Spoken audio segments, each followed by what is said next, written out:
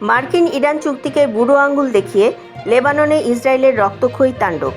Al Jazeera জানাচ্ছে, আমেরিকার ঐতিহাসিক শান্তি চুক্তিতে লেবানন সহ সব ফ্রন্টে যুদ্ধ বন্ধের স্পষ্ট শর্ত থাকলেও ইসরায়েল সেই চুক্তির কোনো মূল্যই দিচ্ছে না। প্রতিদিন ইসরায়েলি বিমান হামলায় প্রাণ হারাচ্ছেন নিরীহ মুসলিম এবং সাধারণ নাগরিকরা। আর এই ভয়াবহ হামলার জোরে এই মুহূর্তে চরম হুমকির মুখে পড়েছে মার্কিন দূতের সুইজারল্যান্ড শান্তি মিশন। আন্তর্জাতিক বিশ্লেষকরা বলছেন, মার্কিন দূত যখন সুইজারল্যান্ডে আলোচনার চাকা সচল করতে যাচ্ছেন, ঠিক তখনই ইসরায়েলে এই হামলা তীব্র করেছে। মূলত ওয়াশিংটন এবং তেহরানের মধ্যকার শান্তি প্রক্রিয়াকে নস্যাৎ করতে নেতানিয়াহু প্রশাসন এই চাল চালছে।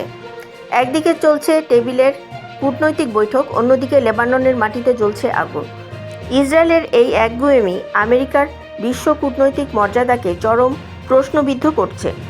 লেবাননের প্রতিরোধ যোদ্ধারাও সাফ জানিয়ে দিয়েছে, ইসরায়েলি আগ্রাসন এভাবে চলতে থাকলে আন্তর্জাতিক কোনো চুক্তিই টিকবে না এবং তারাও ইসরায়েলের বুক কাঁপিয়ে পাল্টা আঘাত হানবে। ফলে সুইজারল্যান্ডের এই অতি গুরুত্বপূর্ণ আলোচনা এখন পুরোপুরি ব্যর্থ হওয়ার পথে, যা মধ্যপ্রাচ্যকে এক নতুন এবং দীর্ঘমেয়াদী যুদ্ধের দিকে ঠেলে দিচ্ছে। দর্শক, আন্তর্জাতিক চুক্তি লঙ্ঘন করে ইসরায়েলের এই লাগামহীন হামলাকে আপনি কিভাবে দেখছেন? কমেন্টে আপনার চিন্তাশীল মতামত জানান। আন্তর্জাতিক রাজনীতির এমন শতভাগ নির্ভরযোগ্য, বস্তুনিষ্ঠ এবং সম্পূর্ণ বিভ্রান্তিহীন ইনসাইড রিপোর্ট সবার আগে পেতে নিচের লিঙ্কে ক্লিক করে আমাদের পূর্ণাঙ্গ ভিডিওটি এখনই দেখুন এবং সাবস্ক্রাইব করুন। ধন্যবাদ।